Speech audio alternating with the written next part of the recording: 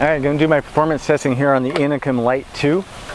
I have noticed that between the speed limits 2 and 3, it does apply a lot different amount of power. So I'm going to overlap a acceleration test on each of those different acceleration modes for you as well.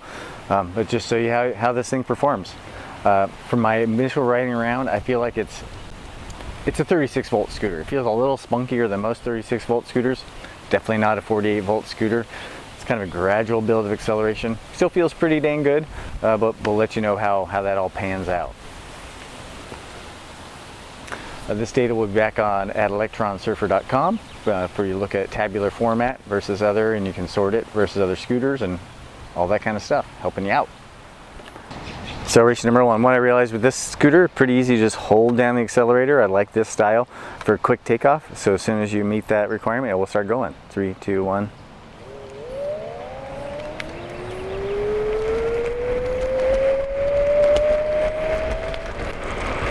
You know, pretty spunky. In 100 feet, we're getting about to 15 miles per hour. I do back and forth because this there's a slight slope this way, so you can actually see in the numbers a weaker scooter will have a drop going this direction a bit. 3, 2, 1.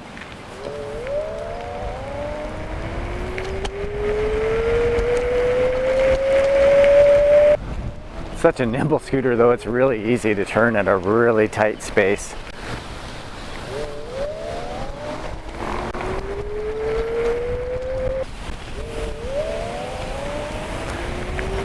350 watt scooter. Definitely notice it's a little slower this direction. Down to assist level 2. One of my favorite features on the Inokim, this might seem silly, is being able to go up and down in assist level versus a lot of the other displays you have to go up through and then back down.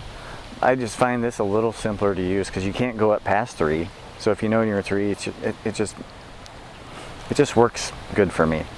So I'm going to show you the difference in acceleration and assist level 2.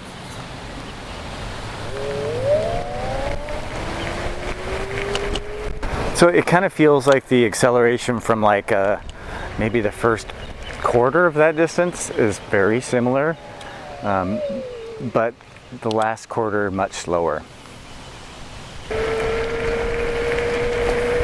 Acceleration to me sufficient, totally sufficient. It's you know, it's 36 volt scooter, but it feels to me like it has a good zip. We'll see where that falls in the numbers.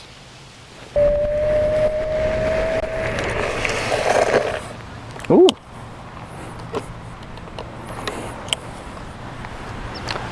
That felt pretty good. It really got more progressive.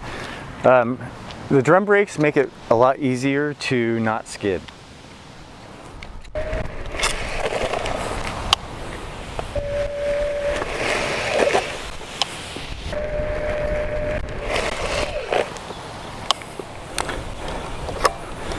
On the ones I'm sinking down a little more, I'm really feeling that difference. Most of these scooters that have the solid tires on the rear, this has foam filled.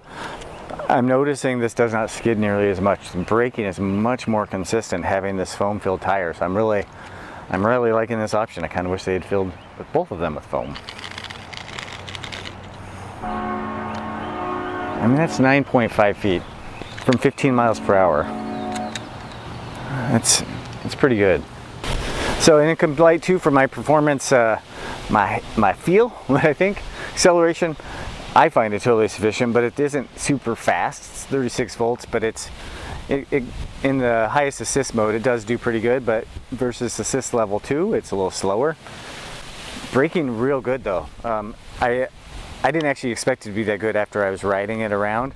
But when you actually really try to do it, the balance of the scooter, having the low deck, sinking a little bit with your weight, and having this rear foam filled tire that's got the same kind of tread to the ground so it doesn't skid that much, really stopped really great. I'll be interested to see how that compares to some of the other ultra portable scooters like the E2 scooters.